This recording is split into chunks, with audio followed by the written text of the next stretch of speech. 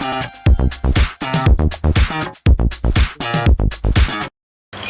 Channel NITT viewers, I am DS, your psychologist, and welcome to another episode on Channel NITT. So at Channel NITT, we have already completed the ENTJ compatibility with each of the 16 MBTI types romantically, and we have even done one special video where I, as an ENTJ, talked about the 8 most compatible MBTI types with the ENTJ.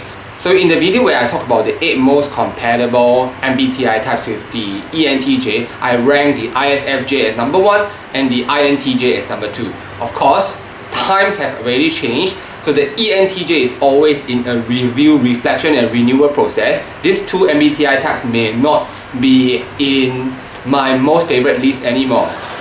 So I want to revisit this and do a new series on the compatibility.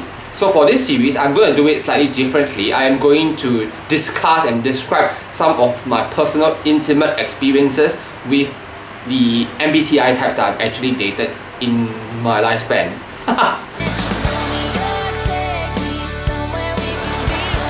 So just to do this episode, I have contacted 2 of my exes that happen to be INFPs.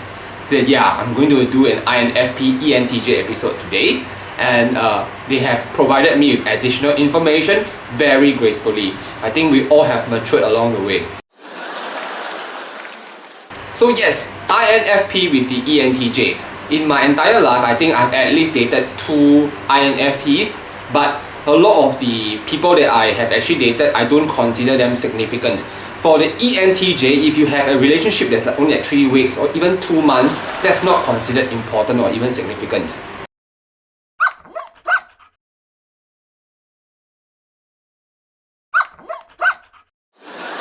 So I have dated 2 INFPs actually back to back, one for 1.5 years, another one for also 1.5 years. So altogether, 2 INFPs took up 3 years of my romantic life.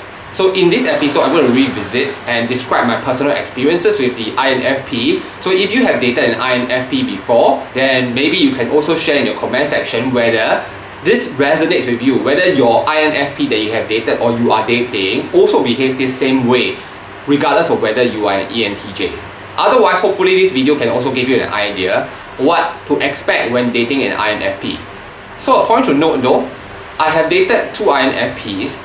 At that age of dating, the first INFP, let's call this INFP A, was 18 years old, and INFP B, the second INFP, was 24 years then. But it has been a long time ago. Now they are in their 30s, okay?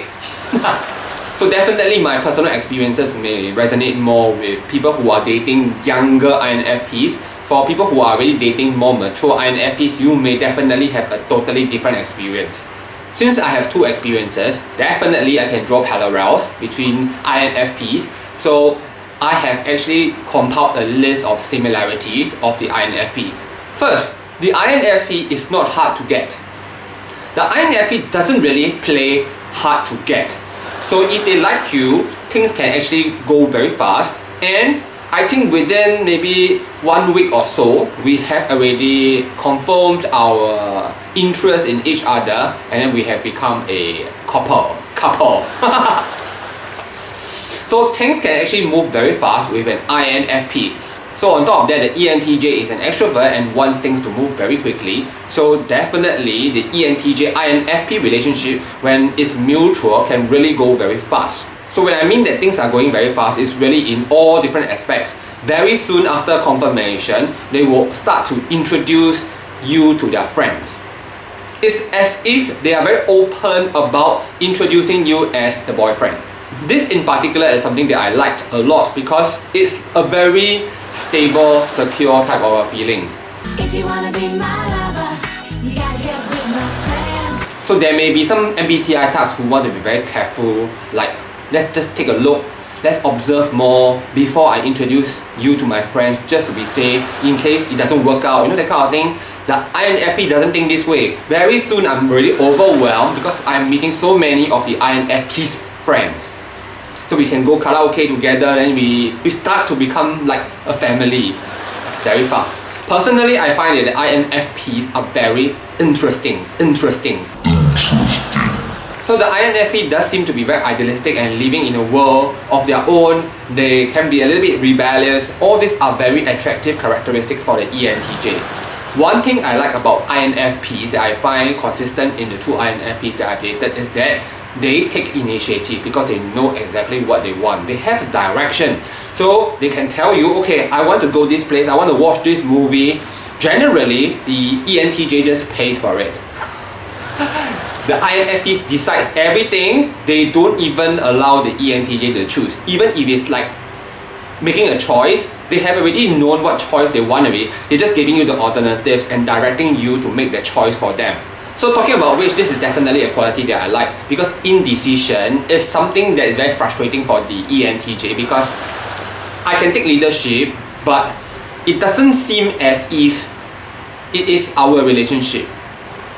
I would like equal input. In this case, this is a lopsided input. They make almost like 80% of the decisions, but I'm okay with that, because as long as you are happy, I'm happy as well. Unfortunately, this doesn't really last very long, because I think that equality is very important in a relationship for the ENTJ. I really like to have an equal. So in the INFP relationship that I have, they are generally very lopsided. It's almost always slanted towards them. They want to be the princesses. They want things to work their way. So it's like all attention on me. The ENTJ basically is just like a servant. I have experienced the second INFP B that I was with was really quite verbally abusive right in the middle. So I get scolded a lot, but I just carried on with the relationship until the point where I decided just that's enough. Maybe that's because the INFPs are really very young, so they don't have personal experiences in love. So they may actually be different from the other INFPs out there now.